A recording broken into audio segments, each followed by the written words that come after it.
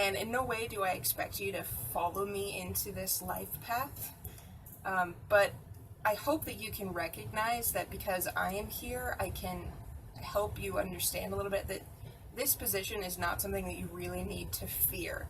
Creators who provide value and make you think, please consider contributing to my Patreon page the next time you watch one of my videos.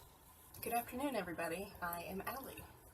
Today I kind of wanted to talk about what you need for happiness. What exactly is necessary in your life to not only survive but thrive. And we have these basic concepts that we all know about. You need food, you need water, you need shelter, at least something to regulate your body temperature. And that's pretty much all you need. I mean, to a certain degree, you also need connection with other people and, love. But those are a little bit harder to measure, and we aren't entirely sure what effects they will have on the individual.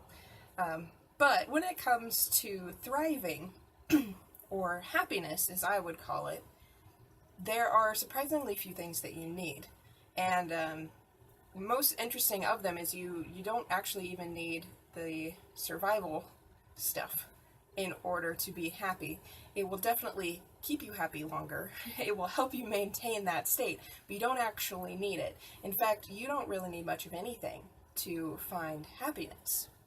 And we live in this world where we have all these concepts like, I will get this job and then I'll be happy, I'll earn this much money and then I'll be happy, I'll go on this vacation and then I'll be happy, I'll be in a relationship and then I'll be happy. The problem with that is it's very conditional. And if you don't get the thing that you want, then you kind of spiral into this lower emotional state, and that's not good. For me, though, I've been put in a very interesting situation. I basically refused to get a 9-to-5 job, and a lot of that has to do with my incapability of maintaining a job and doing things on the side, which is more of an issue that I have to deal with, and not something that the average person necessarily has. But because I'm in kind of this odd financial situation, I can't go out and purchase things, and I can't go out and do a lot of activities that require money, and much of these things that I would normally do if I had, say, a job and money to spend on those things. And it's put me in this interesting position where I've had to learn to really whittle down what exactly it is that makes me happy. And to a certain degree, I think I fell into the trap of things make me happy too for a good long while. But through this process, I've really gotten to learn that ultimately the only thing that makes me happy is me and my decision to be happy.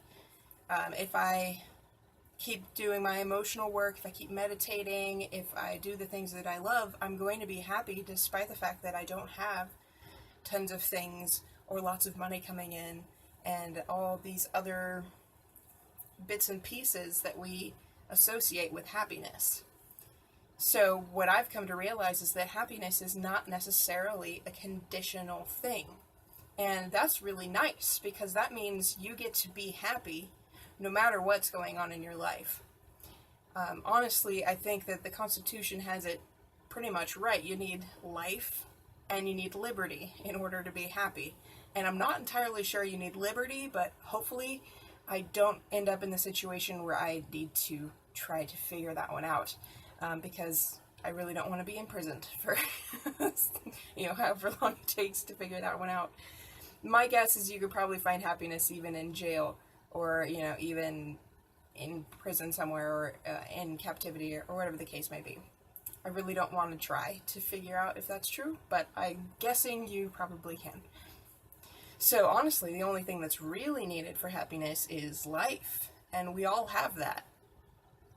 And that's really cool. I mean, you can be happy no matter what life situations are going on for you, just by focusing on the good. And that's ultimately what you have to do. You have to look at whatever situation you're in and look for the positive aspects. And that's not always the easiest thing to do, but if you keep practicing, eventually you get better at it. And soon enough, you find yourself kind of in a standard happy state, which is kind of where I find myself usually. given the uncertainty of my life situation, it's never shocking to me when people say that they are terrified of being where I am.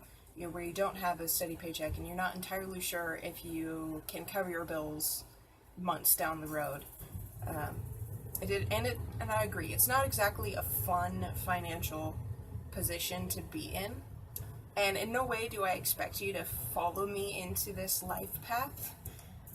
But I hope that you can recognize that because I am here, I can help you understand a little bit that this position is not something that you really need to fear.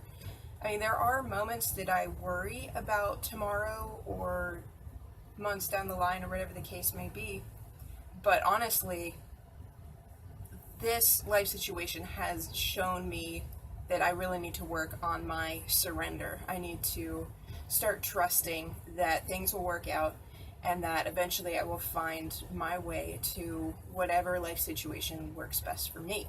And the only thing I really need in order to move in that direction is the faith that it will happen, or trust that it will happen, and the willingness to keep moving forward, to keep persisting in the path of my desire. You know, to keep making, say, YouTube videos, or to keep working on my programming skills, or to keep writing, because these are the things that I love to do, and these are the things that I want to do.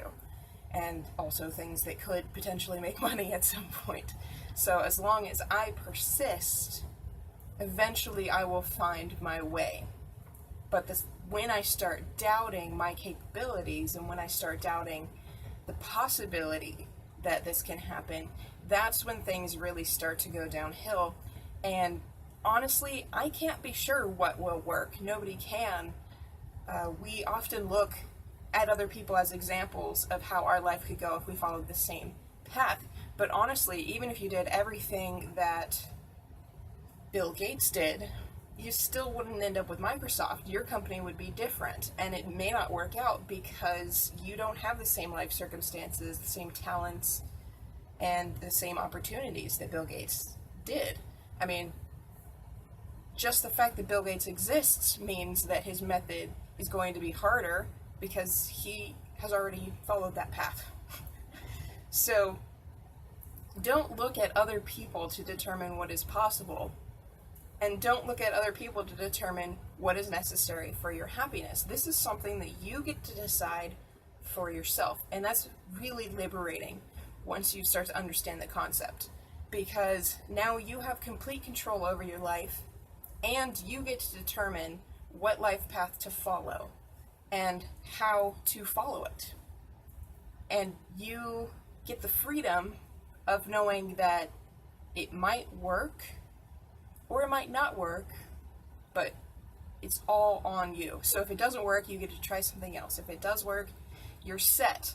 But you don't have to follow the path that somebody else has laid before you. Because even if you do, it's probably not going to work out the same way that it did for them. And that's a little scary because there are no guarantees, there are no certainties in life. But you can take comfort in knowing that if you follow the path your way, your chances of success are so much greater than if you follow the path that's in a manner that somebody else suggests for you. For example, I was told much of my life that I would make a great lawyer because I can argue. And while I'm certain that I can argue and I'd be a good, lawyer in the courtroom setting, I personally hate that job because there's so much paperwork involved. So me becoming a lawyer just didn't seem like a good idea. So if I followed that path, I would probably be very unhappy. And while I don't have everything figured out, nobody does, I get to choose my path in life, and that brings me so much joy, so much more than I probably could have gotten had I chosen to follow somebody else's course for my life. So that's everything I have for you today. I know it's not like a particularly active lesson, but I do hope that you found some value in it, and I hope you recognize that your happiness is also not dependent upon the things that you have and the situations that your life has laid before you. So thanks for watching. I hope you enjoyed. Like, subscribe, share, and comment, and I'll see you soon. Thanks. Bye.